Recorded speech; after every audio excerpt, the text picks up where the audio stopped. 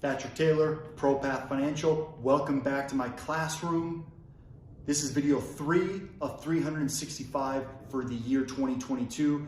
We're topping it off, or starting it off with the new RMD tables for 2022. They're finally here.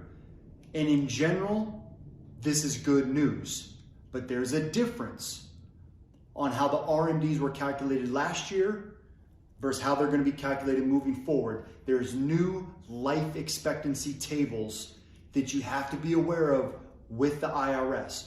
So let's do a quick recap. RMD, required minimum distributions. Required minimum distributions apply to accounts in most cases that have tax deferred dollars that you've been deferring. IRS allows us to do that. You made some contributions to over your working years, but there gets to a point where the IRS is like, that's enough deferring. You got to pull some money out and pay some taxes. So what are those types of accounts? Let's kind of go over those really quickly. Those types of accounts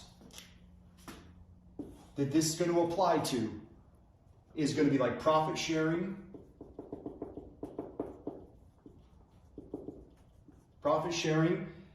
big ones, 401k, 403bs, 457bs, okay?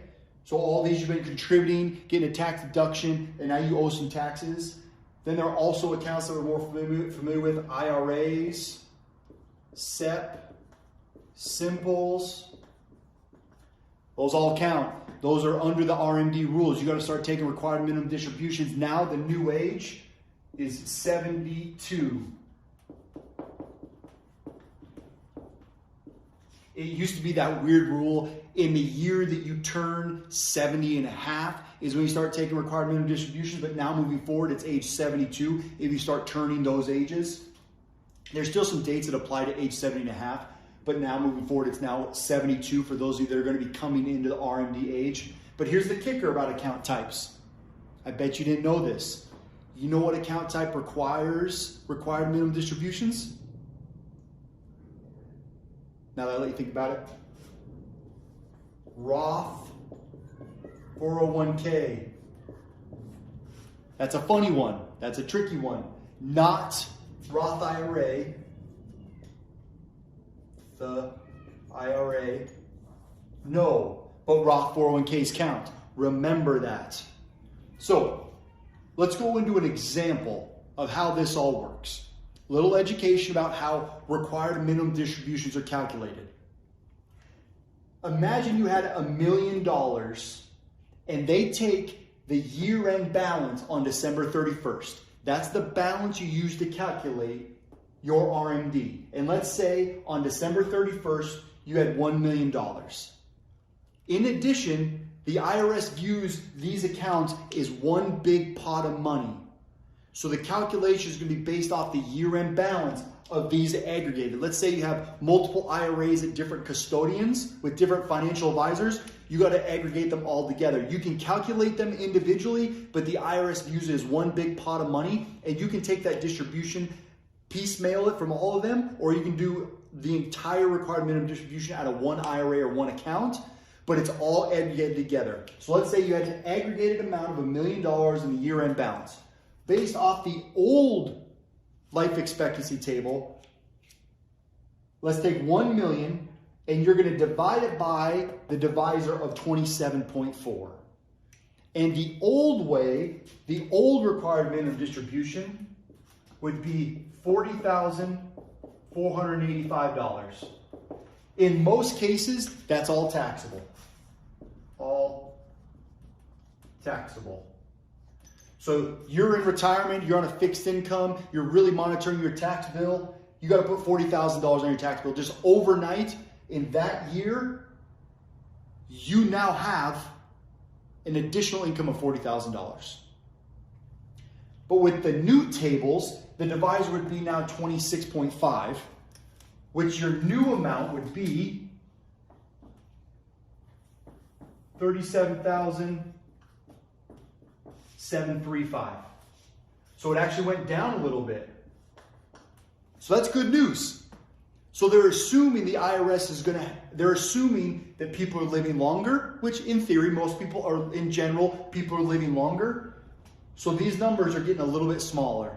Thank you, IRS. You gave us a little bit of a gift. So you're going to save about $3,000, give or take, in your RMDs now, moving forward the new life expectancy table. This is a big win. This helps, saves you a few $1,000 as you move into tax time every single year. But you need to be aware of these new tax tables. If you're calculating on your own, these new tax tables, if you're using your custodian to calculate, that's phenomenal. But do know it's your responsibility to calculate this correctly. The custodians can calculate it for you. Your brokerage firm, or wherever your IRAs are held, or if they're still in a 401k, they can make the calculation for you, but it's not their responsibility. It is your responsibility.